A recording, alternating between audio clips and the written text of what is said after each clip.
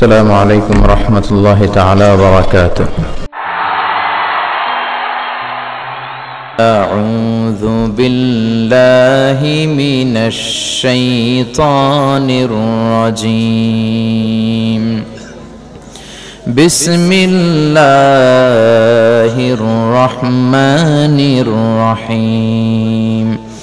ولقد آتينا لقمان الحكمة أن اشكر لله ومن يشكر فإنما يشكر لنفسه ومن كفر فإن الله غني حميد. إن الله وملائكته يصلون على النبي يا أيها الذين آمنوا صلوا عليه وسلموا تسليما. اللهم صل على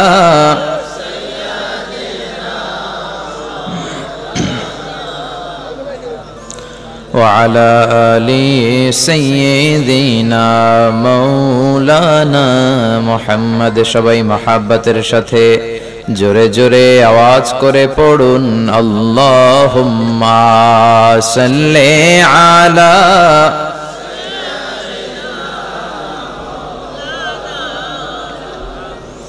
وعلى آل سيدنا مولانا محمد।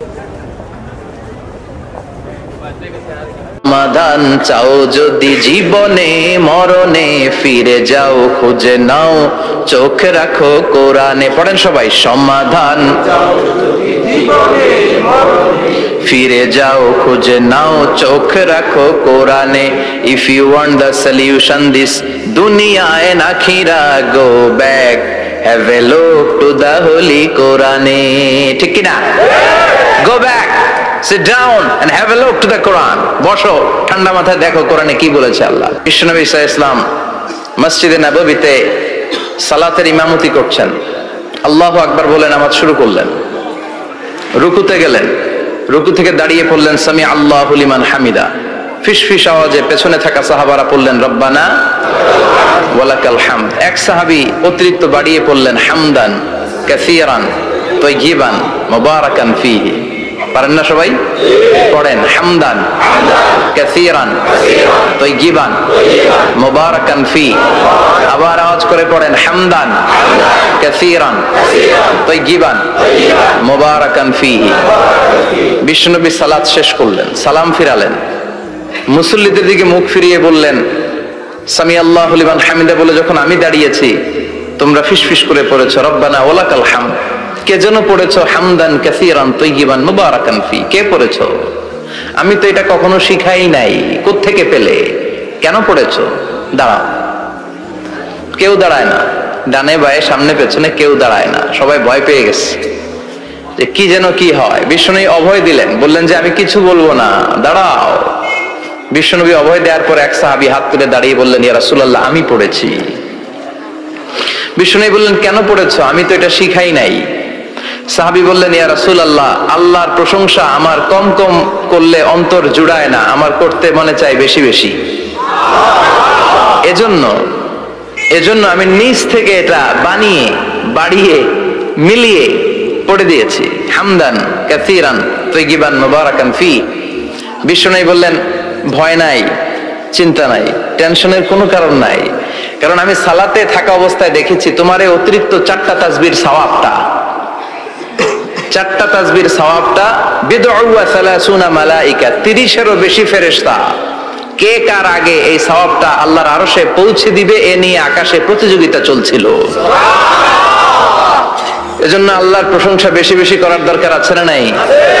বিশ্বনবী সব সময় আল্লাহর প্রশংসা করতেন আর দোয়া করতেন আল্লাহ আমি যেন বেশি বেশি আপনার প্রশংসা করতে পারি, আমি যেন আপনার শুকরগুজার বান্দা হতে পারি। আল্লাহুম্মা জাআলনি সাবুরা ওয়া জাআলনি শাকুরা ওয়া জাআলনি ফি আইনি সাগীরা ওফি আয়ুনিন নাসি কাবীরা, এর মানে হচ্ছে আল্লাহ আপনি আমারে ধৈর্যশীল বানান, আপনি আমাকে শুকরগুজার বানান, আমার চোখে আপনি আমারে ছোট বানান, গোটা বিশ্বের মানুষের চোখে আপনি আমারে বড় বানান। পড়েন আমিন। আমি হিসেবে, বাবা হিসেবে, নেতা হিসেবে, নবী হিসেবে, সমাজ সংস্কারক হিসেবে, আইন প্রণেতা হিসেবে মুহাম্মদ হচ্ছেন এই পৃথিবীর জন্য সুপারম্যান। তার কোনো তুলনা হয় না, বিশ্বনবীর কোনো তুলনা হয় বিয়ন্ডলেস, বাউন্ডলেস, বটমলেস। তারা নিয়ে কথা বলতে গেলে সময় ফুরায় যাবে, মাইকের ব্যাটারি শেষ হয়ে যাবে, মাগার কথা শেষ হবে। এজন্য ওনার জীবনের ক্ষেত্রে বলা হয় বিয়ন্ডলেস, বাউন্ডলেস, বটমলেস। অসাধারণ ব্যক্তিত্ব, সুপার ক্যালিফ্রাজিলিস্টিক এক্সপিয়ালিডোসাস, অসাধারণ, যার কোনো তুলনা হয় না, এক্সেলেন্ট, আনপ্যারালাল।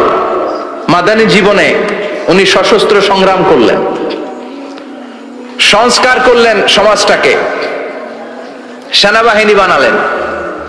তখন আর নরম নরম ভাবে খেলে নাই, গরম ভাবে খেলেছে। এটা হচ্ছে ইমানের দাবি। মুমিনরা কৌশলী হয়, যখন যে পরিস্থিতি, ওই পরিস্থিতির সাথে তাদের স্ট্র্যাটেজি তারা পাল্টায়। তো বিশ্বনবীর মাদানী ইনিংসে এই সূরা নাজিল হয়নি, হয়েছে মাক্কি ইনিংসে। এই সূরার অনেক ফজিলত, ছোটবেলা থেকেই সূরা ইয়াসিনের অনেক ফজিলতের কথা আমরা শুনেছি না? বিশ্বনবী বলেছেন ইন্না লিকুল্লি শাইইন কলবান ওয়া কলবুল কুরআনি সূরাতু ইয়াসিন। সব জিনিসের একটা কলব আছে, হৃদয় আছে, অন্তর আছে, আর কোরআনের কলবের নাম হচ্ছে সূরা ইয়াসিন। বিশ্বনবী বললেন ইন্না লিকুল্লি শাইইন কলবান, সব জিনিসের একটা কলব আছে। ওয়া ইন্না কলবাল কুরআনি সূরাতু ইয়াসিন, আর কোরআনের কলবের নাম হলো সূরাতু ইয়াসিন। মান ক্বারাআ সূরাতা ইয়াসিন মাররা ওয়াহিদা, একবার সূরাতু ইয়াসিন তেলাওয়াত করলে 10 পারা কোরআন খতমের সওয়াব হয়ে যায়। বিশ্বনবী বলতেন ইন্না ফিল জাসাদি মুদগা, দেহে একটা গোশতের টুকরা আছে, ইযা সালুহাত সালুহাল জাসাদু কুল্লু, এই দেহের গোশতের টুকরা যদি ভালো হয়ে যায় পুরো দেহটারে ভালো করে দেয় কে? আল্লাহ। এই দেহের গোশতের টুকরাটা যদি পচে যায় পুরো দেহটারে নষ্ট করে দেয় কে? বিশ্বনবী বললেন আলা ওয়াহিয়াল কলব, ওই টুকরাটার নাম হলো কলব। এজন্য আল্লাহ বললেন আলা বিযিক্রিল্লাহি তাতমাইন্নুল কুলুব, দুনিয়ার কোন জিনিস দিয়ে কলব ঠান্ডা হয় না, দুনিয়ার কোন জিনিস দিয়ে কলব পরিচ্ছন্ন হয় না।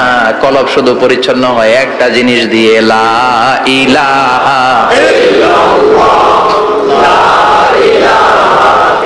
লা ইলাহা ইল্লাল্লাহু মুহাম্মাদুর রাসূলুল্লাহ সাল্লাল্লাহু আলাইহি ওয়াসাল্লাম। তাহলে কোরআনের একটা কলব আছে, আমাদের দেহে যেমনি কলব আছে, প্রতিটা প্রাণীর যেমনি কলব আছে, অন্তর আছে, কোরআনেরও কলব আছে না নাই? আছে। কোরআনের কলবের নাম চিল্লায় বলেন, কোরআনের কলবের নাম।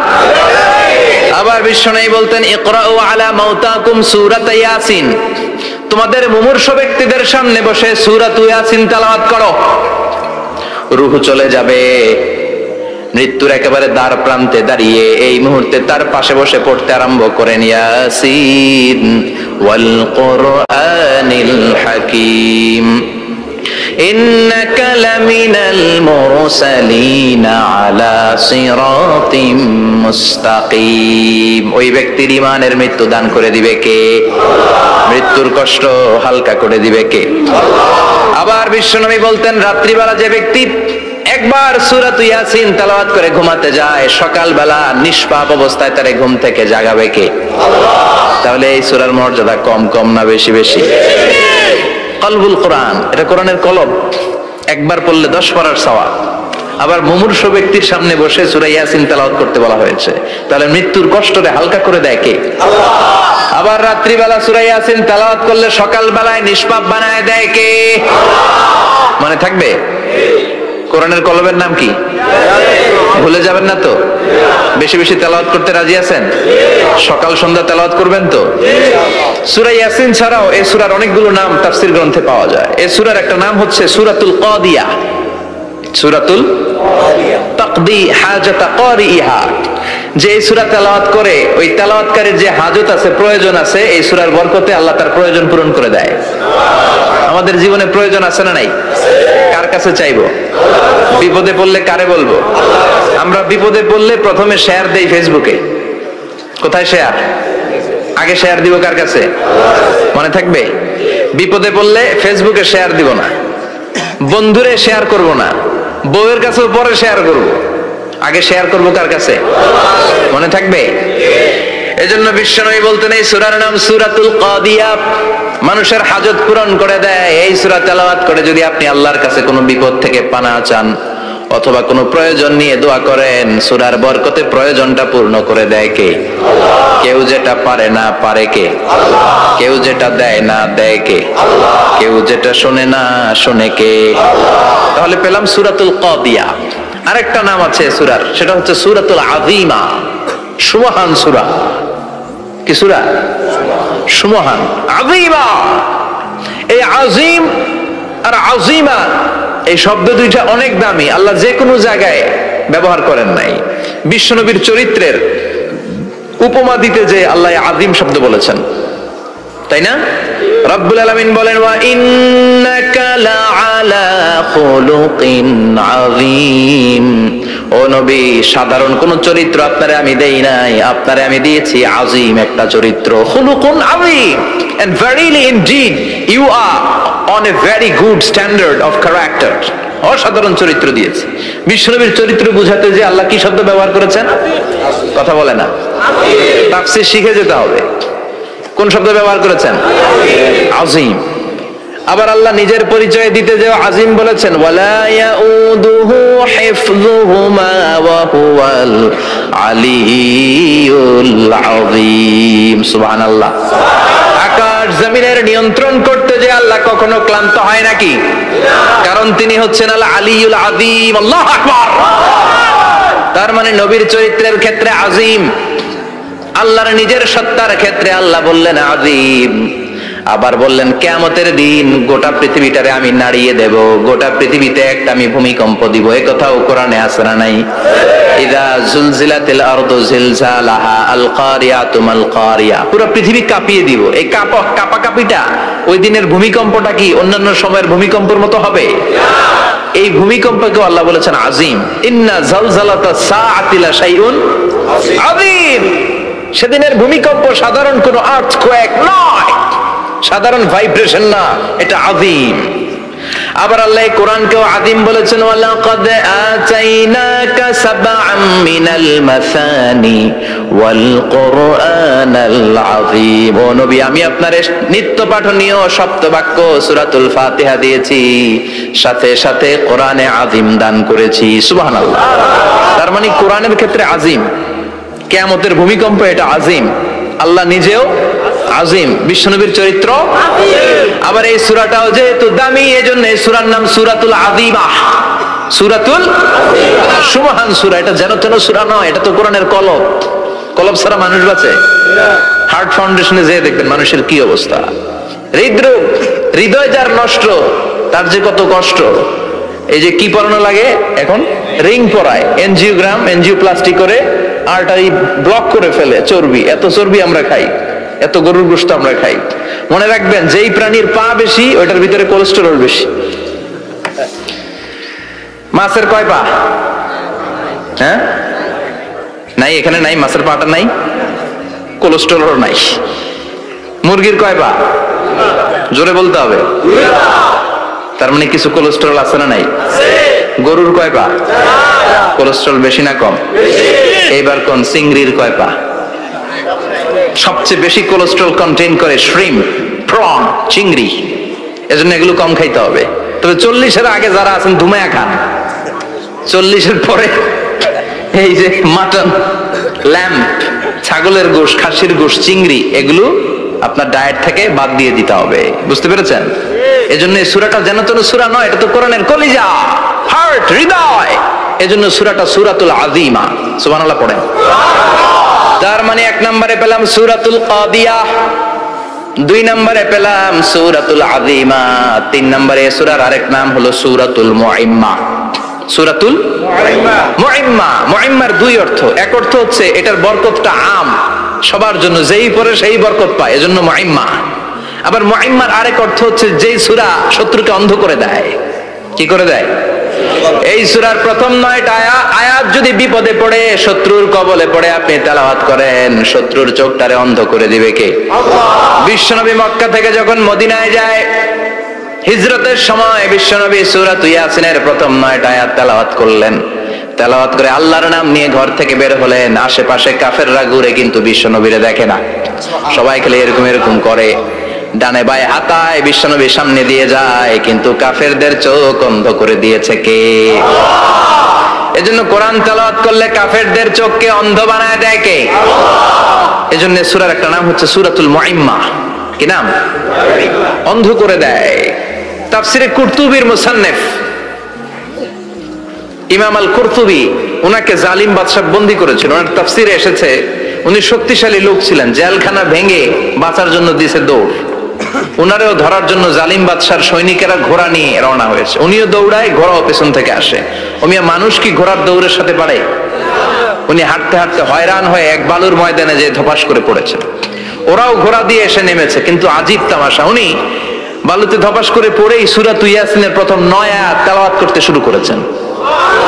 ওরা নিচে নেমে ডানে বায়ে সামনে পিছনে খালি খুঁজে, কিন্তু দেখে না, সামনেই কিন্তু বসা। ওদের চোখটা অন্ধ করে দিছে কে? আল্লাহ। বিশ্বাস হয়? ঈমান হয়? এজন্য বিপদে পড়লে সূরা ইয়াসিনের প্রথম 9 আয়াত পড়তে রাজি আছেন? আল্লাহ তুমি তৌফিক দাও। আর জোরে পড়েন আমিন।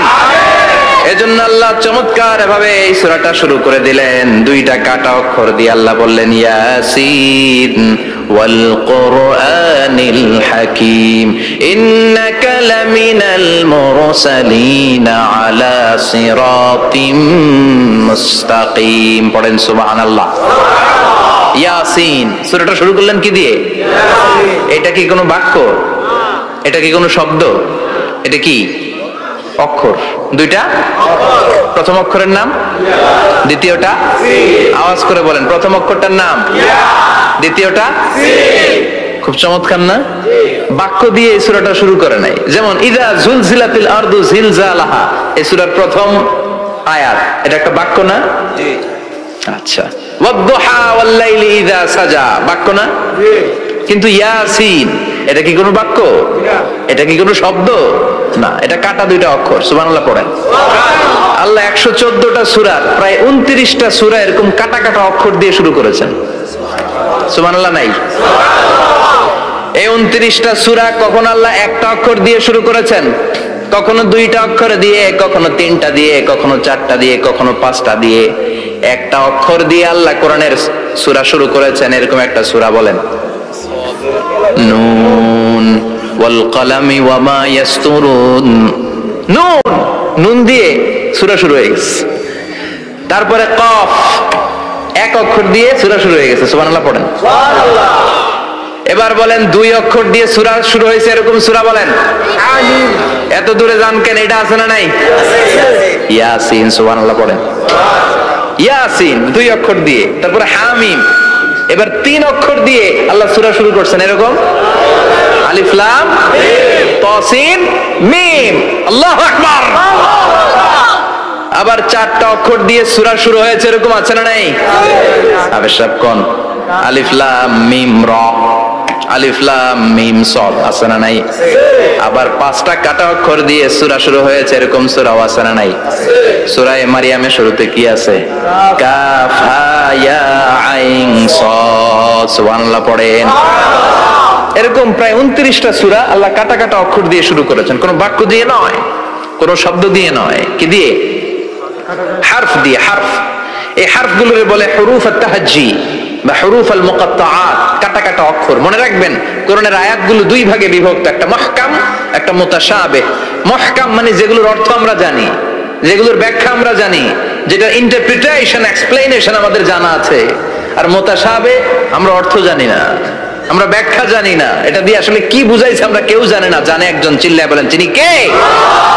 আল্লাহ বললেন ওয়া ইন কুনতুম ফি রাইবিম মিম্মা নাযালনা আলা আবদিনা ফাআতু বিসূরাতিন মিন মিসলিহি ওয়াদউ শুহাদাআকুম মিন দুনিল্লাহি ইন কুনতুম সাদিকিন। আল্লাহ বললেন ও জাহেলি যুগের লোকেরা, শোনো শোনো, এত আরবি কবিতা বানাতে পারো, এত গল্প লিখতে পারো, আরবিতে এত নোবেল বানাতে পারো, উপন্যাস বানাতে পারো, আর্টিকেল লিখতে পারো, আমার নবীর উপর যে কোরআন আমি নাজিল করেছি এই কোরআনের ব্যাপারে অন্তরে যদি কোনো সন্দেহ থাকে, বাপের বেটা হলে পারলে কোরআনের মতো একটা সূরা বানিয়ে নিয়ে আসো। পারছে? কিয়ামত পর্যন্ত কেউ পারবে না।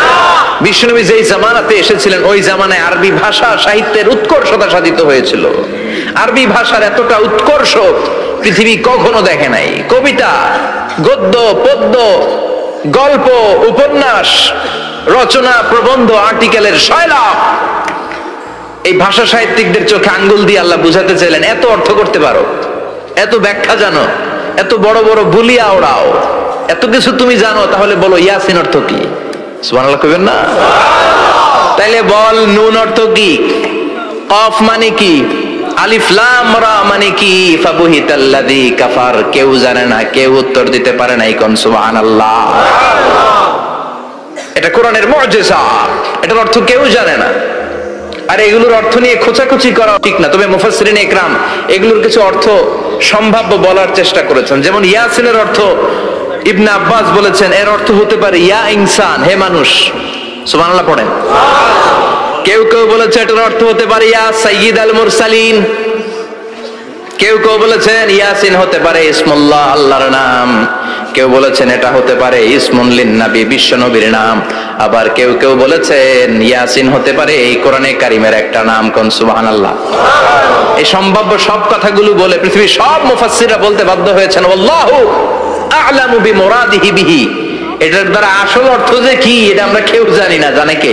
আল্লাহ। চিৎকার করে বলতে হবে জানে কে? আল্লাহ। তাহলে ইয়াসিন মানে আমরা জানি না, ইয়াসিনের অর্থ আমরা ছেড়ে দেব কার উপর? আল্লাহ। এরপর আল্লাহ বললেন ওয়াল কোরআনিল হাকীম, প্রজ্ঞাময় বিজ্ঞানময় কোরআনের শপথ। ওয়াল কোরআনিল হাকীম, বিজ্ঞানময় প্রজ্ঞাময় কোরআনের শপথ বা কসম। ওয়াল কোরআনিল হাকিমে যে ওয়া, এই ওয়াটারে আরবিতে বলে ওয়া আল কাসামিয়া। কি বলে? ওয়া আল কাসামিয়া। কসম কাটার জন্য আল্লাহ এই ওয়া ব্যবহার করেছেন। যত জায়গায় কোরআনে আল্লাহ কসম কেটেছেন ওই কসমের শব্দটার আগে ওয়া আছে না নাই? আছে। ও মিয়া, কোরআনে আল্লাহ সময়ের শপথ করেছেন, কসম কেটেছেন, যুগের কসম কেটেছেন। যুগের সময়ের আরবি হলো আল আসর। এই আসরের আগে ওয়া আছে না নাই? আছে। কি বলছে আল্লাহ? ওয়াল আসর, ওয়াল আসর। আবার তিন ফলের কসম আল্লাহ কোরআনে কেটেছেন, কি বলেছেন? ওয়াত্তিন মানে তিনের কসম। জাইতুনের কসম কেটেছেন, বলেছেন ওয়াজ্জাইতুন। তুর পাহাড়ের কসম কেটেছেন, বলেছেন ওয়াতুরে সিনিন। যত জায়গায় কসম তত জায়গায় ওয়াও আছে না নাই? আছে। পাহাড়ের নামে কসম কেটেছেন, আল্লাহ বলেছেন ওয়াতুর। সূর্যের নামে কসম কেটেছেন, আল্লাহ বলেছেন ওয়াশ-শামসি ওয়া দুহাহা। সুবহানাল্লাহ কইবেন না? সুবহানাল্লাহ। ফজরের নামে কসম কেটেছেন, কি বলেছেন? ওয়াল ফাজর। জিলহজ মাসের প্রথম 10 রাতের কসম কেটেছেন, কি বলেছেন? ওয়া লায়ালিন আশর। জোর আর বেজরের কসম কেটেছেন, আল্লাহ বলেছেন ওয়াশ-শাফঈ ওয়াল ওয়াতর। সূরা ইয়াসিনে কাটা কাটা দুইটা অক্ষরের পরে রব্বুল আলামিন কোরআনের কসম কেটেছেন, এজন্য আল্লাহ বলেছেন ইয়াসিন ওয়াল কোরআনিল হাকীম। ইয়াসিন ওয়াল কোরআনিল হাকীম, প্রজ্ঞাময় বিজ্ঞানময় কোরআনের শপথ। কোরআনের মধ্যে বিজ্ঞান আছে না নাই? বেশি না কম? বিশ্বাস হয় না? নাস্তিকদের কথা বিশ্বাস হয়? নাস্তিকরা বলে কোরআনের মধ্যে বিজ্ঞান নাই, কোরআনের মধ্যে সায়েন্স নাই, কোরআনের ভেতরে টেকনোলজি নাই। কিন্তু কোরআন বলে এমন কিছু নাই, মানুষের প্রয়োজনীয় এমন কিছু নাই যেটা আমার ভিতরে নাই। আল্লাহু আকবার। আল্লাহ বললেন মা ফাররাতনা ফিল কিতাবি মিন শাই, কিতাবের মধ্যে আমি কিছু বাদ রেখে দেই নাই। ইতিহাসের কথা বলেছি, পাতাল পুরীর কথা বলেছি, ঊর্ধ্ব জগতের কথা বলেছি, মহাকাশের কথা বলেছি, cosmology, astrology, geology, zoology, botany, human anatomy, embryology, সব কিছুর কথা কোরআনের মধ্যে দিয়েছে কে? কোরআনের ভেতরে মানুষের কথা আছে না নাই? কোরআনের মধ্যে গাভীর কথা আছে না নাই? গাভীর কথাও আছে। কই আছে? হ্যাঁ, সূরাতুল গাভীর সূরা। সুবহানাল্লাহ কইবেন না? মানুষের কথা আছে সূরাতুল ইনসান, জিনদের কথা আছে সূরাতুল জিন, মাকড়সার কথা আছে সূরাতুল আনকাবুত, মৌমাছির কথা আছে সূরাতুন নাহাল। মৌমাছির কথা বলেছেন, দুধের কথা বলেছেন, প্রাণীর কথা বলেছেন, খাদ্যের কথা বলেছেন, মানুষের দেহ বৈশিষ্ট্যের কথাও বলেছেন। চিৎকার করে পড়েন আল্লাহু আকবার। আল্লাহ বললেন ওয়া আওহা রাব্বুকা ইলান নাহলি আনিত্তাখিযি মিনাল জিবালি বুয়ুতাও ওয়া মিনাশ শাজারি ওয়া মিম্মা ইয়ারিশুন। সুবহানাল্লাহ পড়েন। ওয়া আওহা রাব্বুকা ইলান নাহল, আল্লাহ মৌমাছির কাছে সিক্রেট মেসেজ পাঠিয়েছেন। সুবহানাল্লাহ পড়েন। ওয়ালা তাবলা গারাইবুহু, কোরআন কোনদিন কারো কাছে পুরাতন মনে হয় না। ফিহি মাসাবিহুল হুদা, কোরআনের মধ্যে আছে হেদায়েতের মশাল। ওয়া মানারুল হিকমা, কোরআন হলো বিজ্ঞানের সুউচ্চ মিনার। লা তুহসা আজাইবুহু, কোরআনের আশ্চর্যান্বিতার শেষ নাই। যতই পড়বেন আপনি আশ্চর্য হয়ে যাবেন, যতই স্টাডি করবেন, যতই অধ্যয়ন করবেন, আপনার চোখকে খুলে দিবে কে? ওয়ালা তাবলা গারাইবুহু, কোরআন কখনো পুরাতন হয় না। পুরান হয় নাকি? যার বয়স 50 বছর ধরে নামাজি মানুষ, প্রতি নামাজের প্রত্যেক রাকাতে কোন সূরা পড়া লাগে? তো 50 বছর যদি কেউ নামাজি হয়, তাহলে কত লক্ষবার উনি সূরা ফাতিহা পড়ছে উনি নিজে জানে? তারপরেও কোনোদিন কি মনে হয়েছে সূরা ফাতিহাটা একটু পুরান পুরান লাগে? আজকে কুল হল্লা দিয়ে শুরু করুন, কথা বলেন। পুরান লাগছে কোনোদিন? এত পড়ছি এটা, আজকে আর এটা না, আজকে আরেকটা, এরকম মনে হয়? ওয়ালা তাবলা গারাইবুহু, পুরান লাগে না। প্রতিদিন নতুন, প্রতিনিয়তই নতুন, অলওয়েজ নিউ, সব সময় নতুন। এজন্য বিশ্বনবী বললেন লা তুহসা আজাইবুহু, কোরআনের আশ্চর্যান্বিতার শেষ নাই। ওয়ালা তাবলা গারাইবুহু, কোরআন কখনো পুরাতন হয় না। ফিহি মাসাবিহুল হুদা, কোরআনের মধ্যে আছে হেদায়েতের মশাল। ওয়া মানারুল হিকমা, কোরআন হলো বিজ্ঞানের সুউচ্চ মিনার। সুবহানাল্লাহ। আল্লাহ বললেন ওয়া আওহা রাব্বুকা ইলান নাহাল, আমি মৌমাছির কাছে মেসেজ দিলাম, সিক্রেট মেসেজ। আনিত্তাখিযি মিনাল জিবালি বুয়ুতা, তোমরা পাহাড়ের মধ্যে তোমাদের বাড়ি বানাও, মৌচাক বানাও। অমিনা সাজার, গাছের মগ ডালে, বড় বড় ডালে তোমরা বাসা বানাও। ওয়া মিম্মা ইয়ারিশুন, উঁচু উঁচু জায়গায় মৌচাক বানাও, যাতে করে গ্রামের ছোট্ট ছেলেরা ঢিল মারতে না পারে। কোন সুবহানাল্লাহ। মৌমাছির আল্লাহ শিখাই দিছে।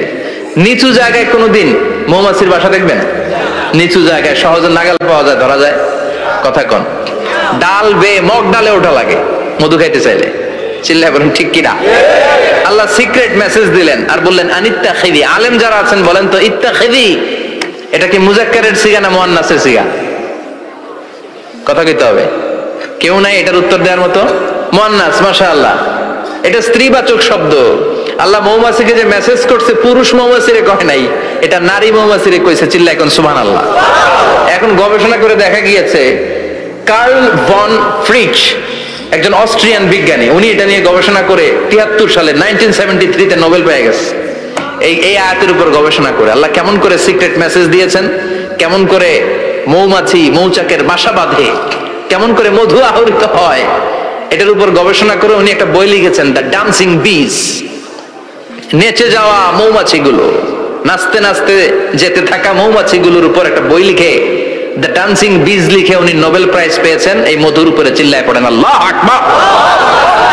এখন কোরআনের আয়াত থেকে বোঝা গেল আনিত্তাখিযি মিনাল জিবালি বুয়ুতা, আল্লাহ নারী মৌমাছিকে বলেছেন মৌচাক বানাও, তোমাদের মধু রাখার জন্য বাসা বানাও। কার্ল ভন ফ্রিচ গবেষণা করে পেয়েছে মৌচাকের বাসা বানানো হয়, মধু আহরণ করা হয়। যেই মৌমাছিটা নেতৃত্ব দেয় এটা পুরুষ মৌমাছি নয়, এটা হলো মহিলা মৌমাছি। কোন সুবহানাল্লাহ। পুরো মৌচাকের মধ্যে মধু আহরণ, মধু নেওয়া, পুরো প্রসিডিউরটা সারার জন্য কোনো পুরুষ মৌমাছি লিডিং দেয় না, লিডিং দেয় একটা নারী মৌমাছি, স্ত্রী মৌমাছি।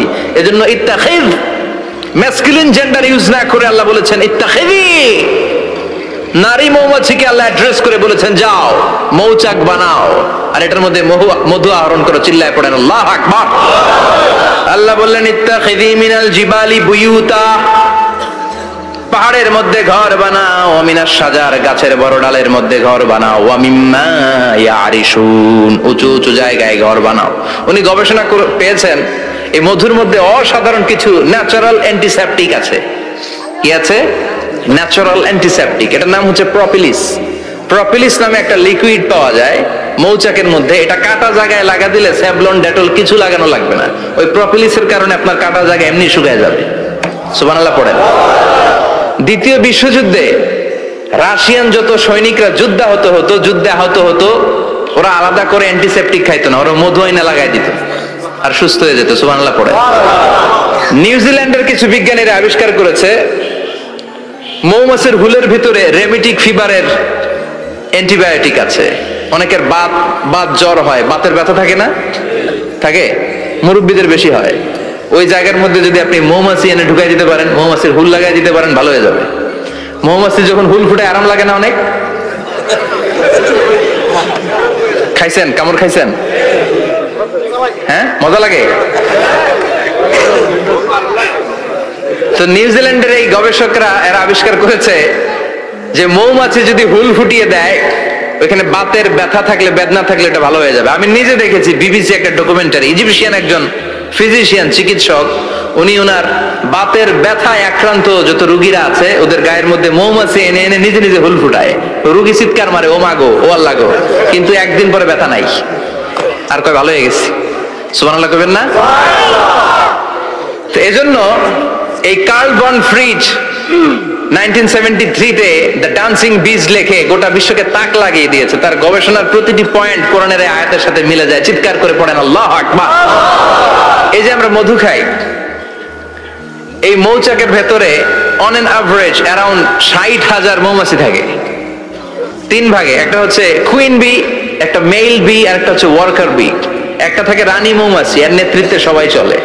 আর একটা থাকে মেল বি, পুরুষ মৌমাছি, বংশ বাড়ানোর জন্য এদের কাজে লাগে। আর সব হচ্ছে ওয়ার্কার বি, সবাই কাজ করে। আল্লাহ বললেন সুম্মা কুলি মিন কুল্লি সামারাত ফাসলুকি সুবুলা রাব্বিকি যুলুলা। আল্লাহ সিক্রেট মেসেজ দিয়ে বললেন গাছের উপরে বাসাবাদ, পাহাড়ের উপরে মৌচাকের বাসাবাদ, উঁচু উঁচু জায়গায় তোমরা তোমাদের বাসা বাঁধো। সুম্মা কুলি মিন কুল্লি সামারাত, এরপর এলাকার যত মিষ্টি মিষ্টি ফুল আছে ফল আছে ওখান থেকে রস নিয়ে আসো। সুবহানাল্লাহ। পুষ্প রস সংগ্রহ করে মধুগুলো, এটার বলে sweet nectar. They collect the sweet nectar from the flowers. এবং মধুর মধ্যে এত চমৎকার জিনিস থাকার কারণ হচ্ছে মৌমাছিগুলো ওই এলাকার সব ধরনের ফুল, ভালো ভালো সুগন্ধযুক্ত ফুল ফল থেকে রস নিয়ে আসে। তো ওই গাছগুলোর মধ্যে বনাজি গাছ আছে না নাই? ঔষধি গাছ আছে না নাই? এজন্য মধুরে বলা হয় সব রোগের ঔষধ। যত বনাজি ঔষধি গাছের নির্যাস আর পুষ্প রস আছে সব আল্লাহ মধুর ভিতরে ঢুকায়া মধুকে আল্লাহ ন্যাচারাল ভ্যাকসিন বানিয়ে দিয়েছেন। চিল্লায়ে পড়েন আল্লাহু আকবার। আল্লাহ বললেন সুম্মা কুলি মিন কুল্লি সামারাত, সব ফল আর ফুল থেকে নেকটার পুষ্পরস নিয়ে আসো। ফাসলুকি সুবুলা রাব্বিকি যুলুলা, যেমন যেমন গিয়েছিলা পথ চিনায় আবার ফিরে আসো। ইয়াখরুজু মিন বুতুনিহা শারাব, এরপর তাদের পেট থেকে বের হয় শারাব। মুখতালিফুন আলওয়ানু, এক একটা মধুর কালার হয়ে যায় এক এক রকম। কোন সুবহানাল্লাহ। সরষে ফুলের মধু একটু সাদা সাদা হয় না? আমি হচ্ছি মধু খাওয়ার পোক। আমি দেশে বিদেশে যেখানে গিয়েছি ফ্রেশ হানি আমি অনেক খুঁজেছি। ইয়ামানি একটা মধু পাওয়া যায়, ইয়ামানের সাওয়াহিলি এলাকায়, পাহাড়ি এলাকায়, একেবারে কুচকুচে কালো। আবার অনেক মধু আছে কিছুটা খয়েরি এবং হলুদ বর্ণের। কিন্তু সরষে ফুলের যে মধুটা এটা অনেকটা সাদা। এই পুষ্পরস নিয়ে মৌমাছিগুলো মৌচাকের মধ্যে ঢেলে দেয় না, এগুলো খেয়ে ফেলে। প্রত্যেকটা মৌমাছির পেটের ভেতরে আল্লাহ দুইটা করে স্টোমাক দিয়েছে, পাকস্থলী। সুবহানাল্লাহ পড়ে। এটাই Karl von Frisch the dancing bees বইয়ের মধ্যে লিখেছে গবেষণায়, যে দুইটা পাকস্থলী। একটা পাকস্থলী দিয়ে মৌমাছি খায়, নিজে খেয়ে বাঁচে। আর একটা পাকস্থলী দিয়ে এই ফ্লাওয়ার নেক্টার পুষ্প রস সংগ্রহ করে ওই পাকস্থলীতে রাখে। ওই পাকস্থলীর ভেতরে আল্লাহ একটা ন্যাচারাল এনজাইম দিয়েছেন। ওই এনজাইমের সাথে ওই পুষ্প রসটা মিক্সড হয়। তারপরে আরেকটা টিউব আছে, ওই টিউব দিয়ে মৌমাছি যে সে বাসার মধ্যে মৌমাছির যে যে সেখানে সাপ্লাই করে দিয়ে আসে, মধু ঢুকিয়ে দিয়ে আসে। চিল্লায় পড়েন সুবহানাল্লাহ। তার মানে বিষয়টা এমন না ফুলের রস নিয়ে মৌচাকের দিয়ে আসলো, ফুলের রস সে নেয়, তার স্পেশাল একটা স্টোমাকের মধ্যে ঢুকায়, সেখানে এনজাইম দিয়ে পাচক রস দিয়ে আল্লাহ এটাকে সমৃদ্ধ করে দেয়, তারপর আলাদা একটা নল দিয়ে টিউব দিয়ে মৌচাকের ভেতরে ঢুকিয়ে দেয়। কোন সুবহানাল্লাহ।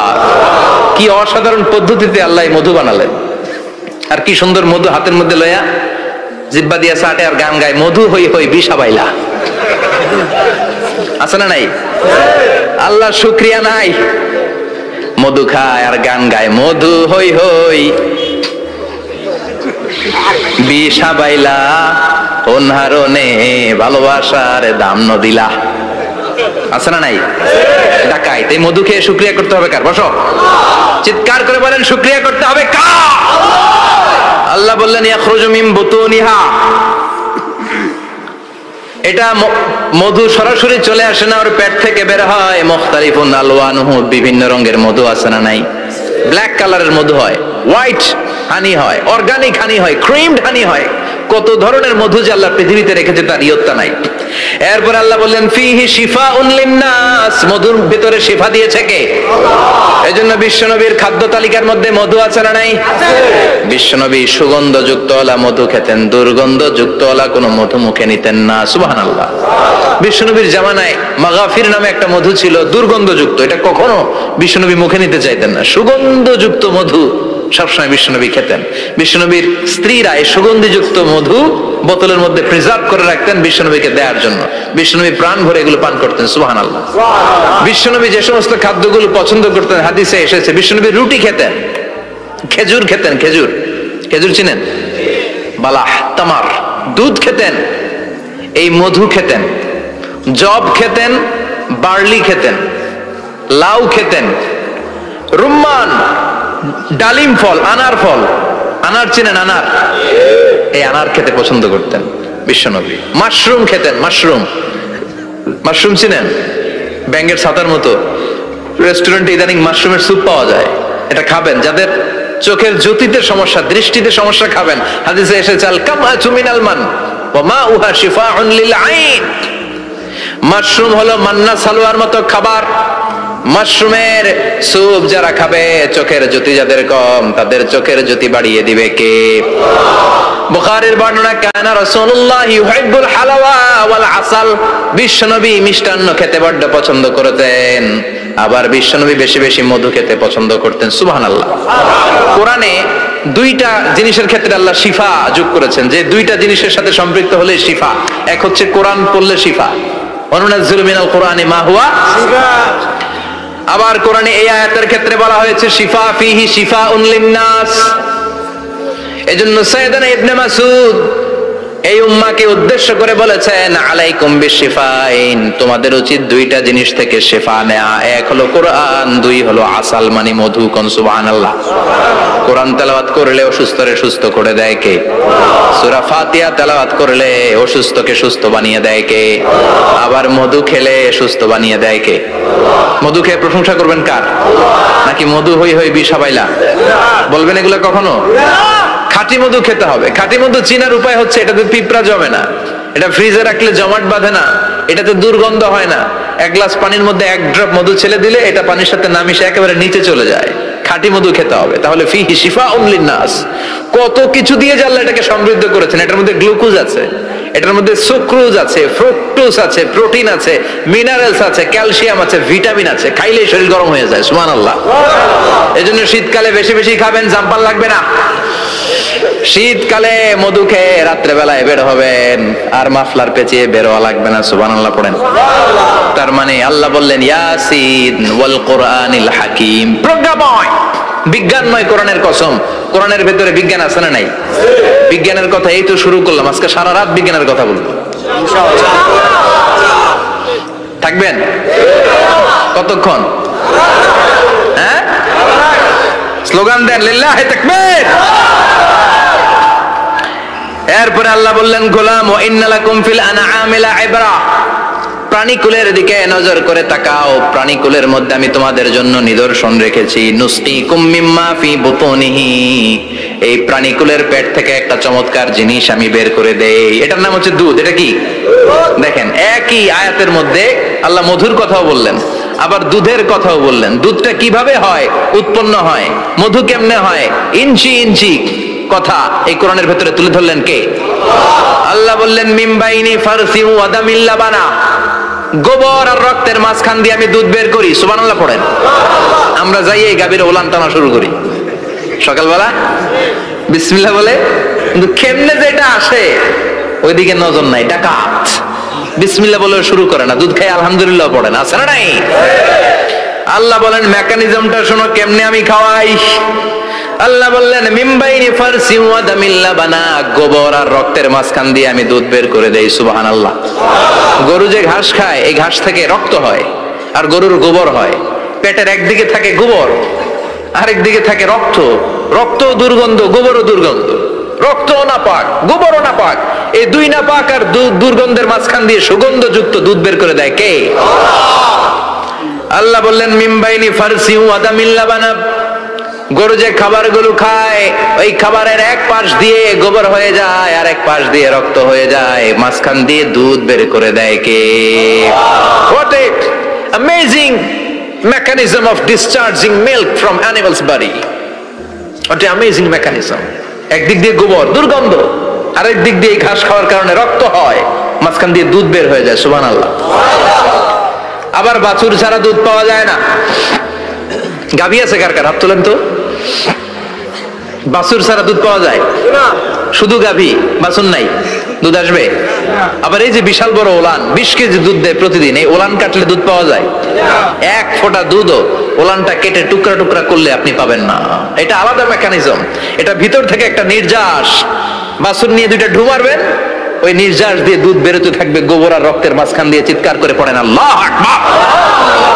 এজন্য বিশ্বনবী বলতেন বেশি বেশি দুধ খাও। দুধ হলো সুষম খাদ্য। পৃথিবীতে আবিষ্কৃত যত খাবার আছে দুধের চাইতে ভালো খাবার আছে নাকি? কথা কন। মানুষ পানি খেয়ে 3-4 দিন বাঁচে জানেন, আর পানির মধ্যে লবণ দিলে 7-8 দিন বাঁচতে পারবেন। আর দুধ পাইলে আজীবন বাঁচবেন আপনি। দুধ খেয়ে যদি হজম করতে পারেন, দুধ খেয়ে হজম করতে পারলে আজীবন বেঁচে যাবেন। সুষম খাদ্য। বিশ্বনবী যে রাতে মেরাজে যাবেন, সিদরাতুল মুনতাহা পার হওয়ার পরে বিশ্বনবীর পরীক্ষা শুরু হলো। বিশ্বনবীকে বুখারীর বর্ণনা 3টা গ্লাস দেয়া হলো। কাদাহ ফিহি লাবান, এক গ্লাসের মধ্যে দুধ ছিল।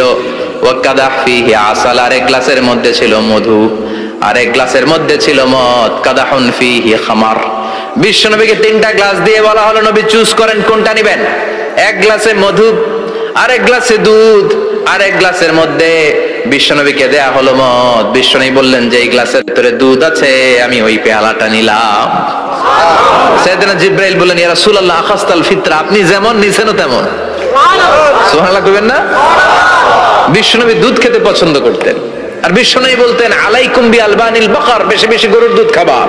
ফাইন্নাহা তুরাম্মু মিনাল আশজার, কেননা এটা সবুজ লতা পাতা ঘাস পাতার নির্যাস। গরু কি খায়? ঘাস খায় না?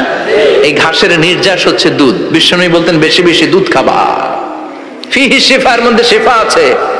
ফি লাবানিহা শিফা ওয়া লুহুমিহা দা, গরুর দুধে আছে শিফা, গরুর গোশতের মধ্যে আছে রোগ। সুবহানাল্লাহ।